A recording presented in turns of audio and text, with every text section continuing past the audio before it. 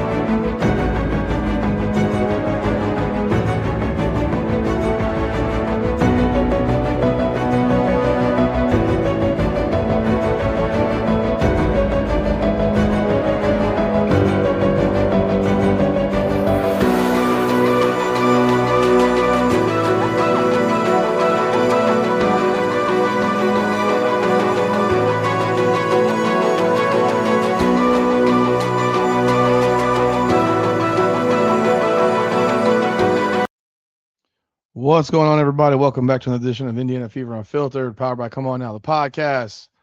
What's the crack going on here? What's cracking lacking, folks? Man, love y'all. Appreciate y'all. We're getting so close to 16,000 subscribers, man. Help me get there, bro.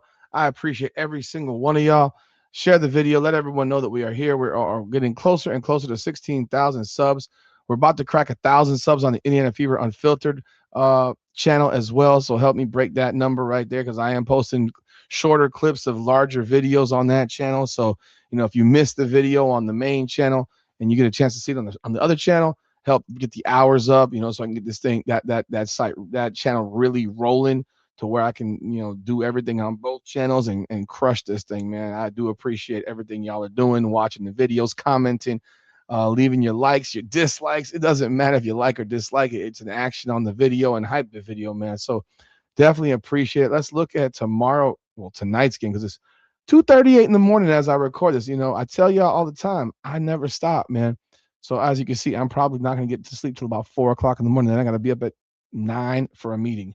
So yeah, not a lot of sleep, man. That's how it rolls for me.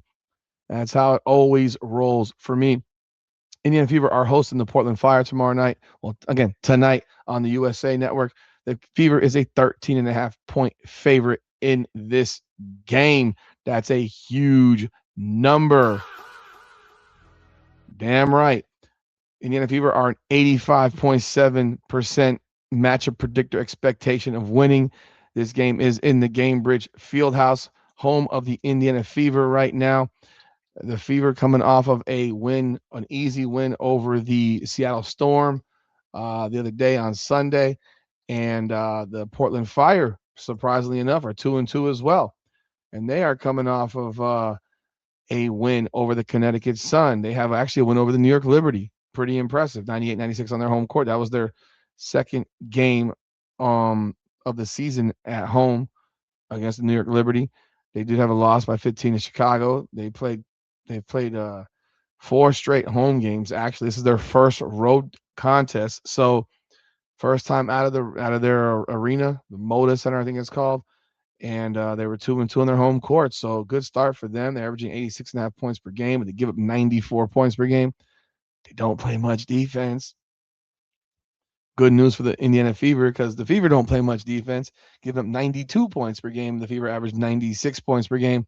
Scoring wise, 46% from the field, 45% for the Portland Fire, 32 to 26 in rebounds, 22.8 assists, 20 assists per game, and so forth and so forth. Tomorrow night, I keep saying tomorrow night, man. Tonight, right now, Carly Samuelson's out. Carla Leite is a game time decision. That's a big one for the Portland Fire. She is their starting point guard. Camilla Smalls is out. Is game time decision with an ankle, and then Tasia Oblak is out, not injury related. And then for Indiana, they don't have anyone listed. I tell you, it's really, really odd, because Michaela Timpson suffered a pretty significant head injury, in her last game, and I would be stunned that she played, but it shows you that the concussion protocol truly isn't a real one because there's no logical reasoning on earth that Michaela Timpson would be able to play in this game. This is the first of 3 games between these two teams. They'll next see each other on May 30th and then finally on July 31st. And both of those games are in Portland. Look, the Indiana Fever have had their history of being not so good against expansion teams. At least last year, they couldn't beat the Golden State Valkyries literally ever, and that's a bad look. They got to find a way to get a win over this Portland Fire team. It's there's just no excuses at all for them to lose this game. They are a better team. They are they're a more experienced team. And by the way, there are still, I mean, hate to break to be the bad news, but there are still a lot of seats available, people. I mean, this is crazy. This is honestly this is embarrassing here at this point. I'm telling you right now, folks do not understand what this franchise, this ownership has done to this franchise, and really not the ownership, but how the management of the franchise.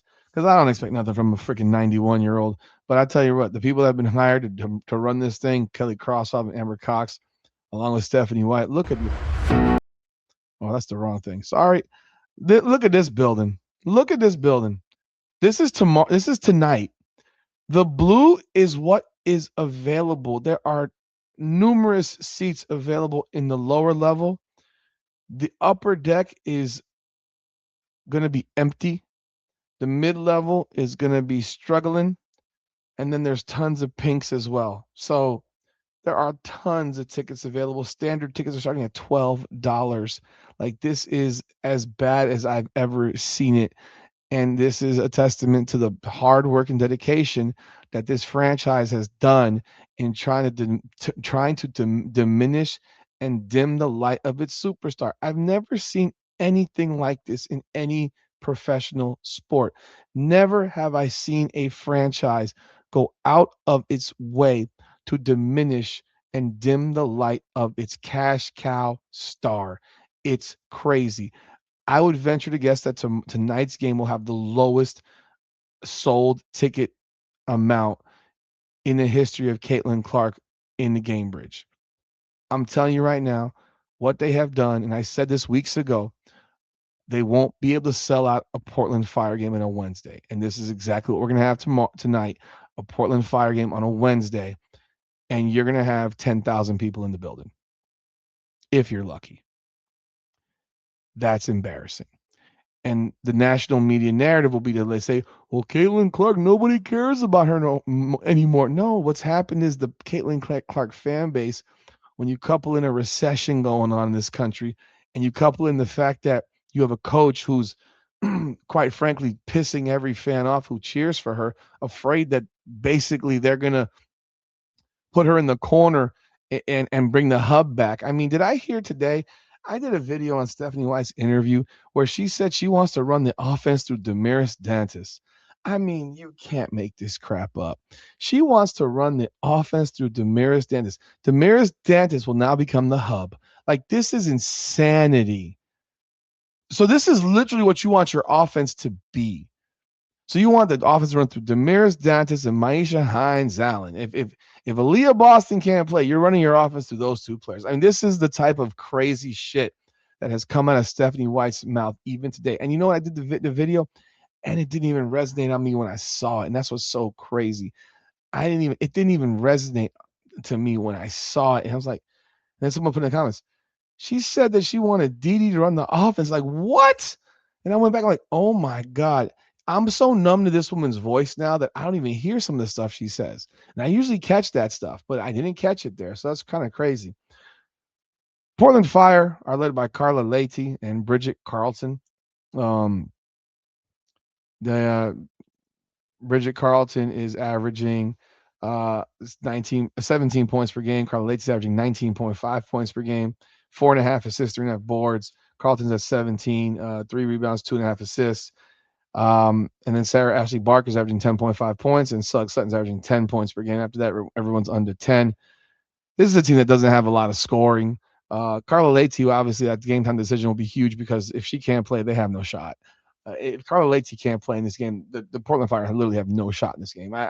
This is another game that I expect the Indiana Fever to blow out early.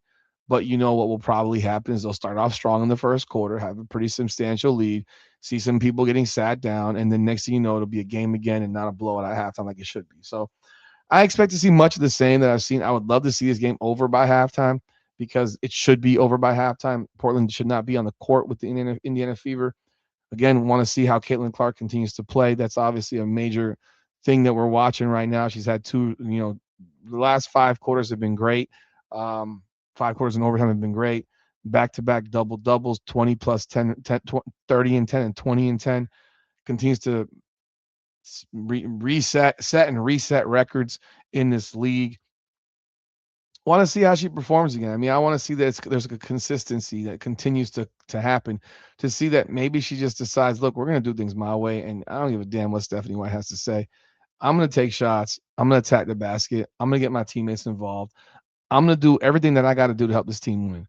And it is what it is. And if that Stephanie doesn't like it, I don't give a damn. Like that's really what we have to have the attitude at. Because when you're sitting here telling us that you want Damiris Dantas to be the hub of this team, I mean that's just utterly crazy.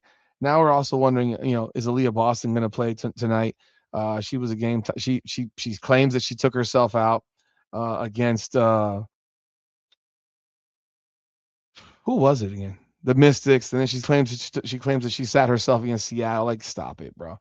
She's very, very non-transparent about her leg injury. There's a situation there, and it's utterly ridiculous. I can't even believe that she's possible to play tonight.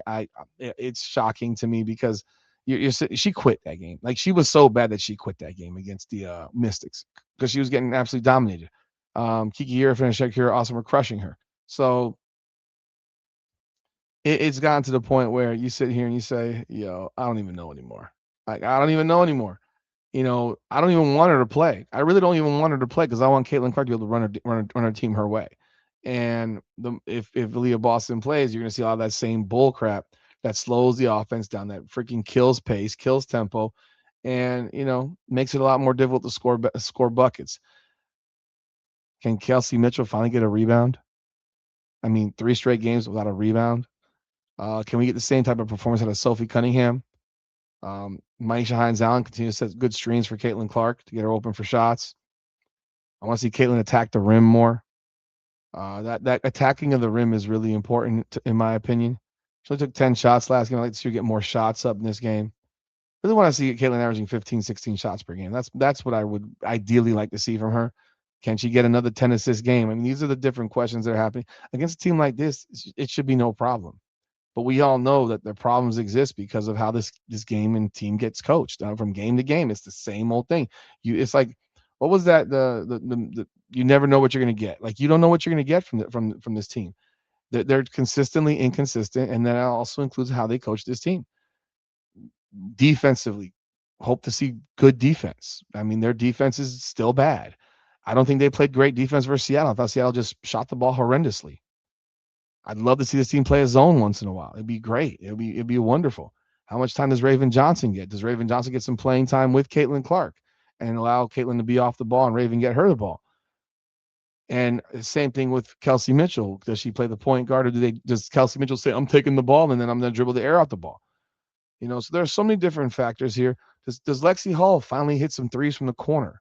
Like these are questions that I have for this game. And does Monique Billings finish around the rim? I mean, this is a player that, been told, last I checked, I've been told that Monique Billings is supposed to be a high efficiency player around the basket. Well, as of right now, she's shooting 40% from the floor. That's atrocious. Like, that's atrocious. 40% from the floor. That's bad. And again, rebounding is always a key component to this team. They're not big, they're undersized. So all these things come into play. And of course, we want to see Caitlin Clark have a great game again. Can she go for 25 and 12? That's another big performance. And again, keep the turnover numbers down. Keep it to less. I would love to see her have a three and less, turnover type of game. I believe she had that in the last game. She only no, she didn't. She had the same. She had five. She's had 5, 6, 4, and 5. She's averaging 5 turnovers. I'd like to see that number down. I want to see that number under 4. Like that's the goal of this season to me is for it to be under 4, and not make the stupid, silly ones where she's just trying to force stuff. Stop trying to force stuff. She says that she wants to get that up tempo game going where she's getting the ball on the court, but you got to remember who you're passing the ball to. If they can't catch, they can't catch, and that's just not good basketball. So those are the things that I'm looking for. Yeah, I guess we're gonna see Damiris Dantas run the hub if Aliyah Boston can't. It's just disgusting. But yo, y'all let me know y'all thoughts in the comments, man. We will be on tomorrow night. Tomorrow night's funky, or let's see, tomorrow. Tonight's funky because typically have the big show scheduled for tonight, Wednesdays. This game is at 7:30, so I have a feeling we're gonna cancel it and then just run I'll just run a post game after. Or maybe we run a big show post game after. So maybe Nick will jump on board and we'll just do a post game after together. So y'all let me know y'all thoughts in the comments. Hit that like button and subscribe to the channel. Hype the video, of course. Have an action, man. Subscribe to both the channels. Get us over 1,000 number on Indiana Fever Unfiltered. I think we're at like 994 or something like that. So we're right there. And now it's just about getting the hours, the accumulation of hours to get us over 4,000 hours for true monetization. So do appreciate y'all. Thank y'all again. God bless. It's Indiana Fever Unfiltered, powered by Come On Now the podcast. Oh, by the way, Fever should win this game by 20. That's all. Indiana Fever Unfiltered, powered by Come On Now the podcast. Come on now.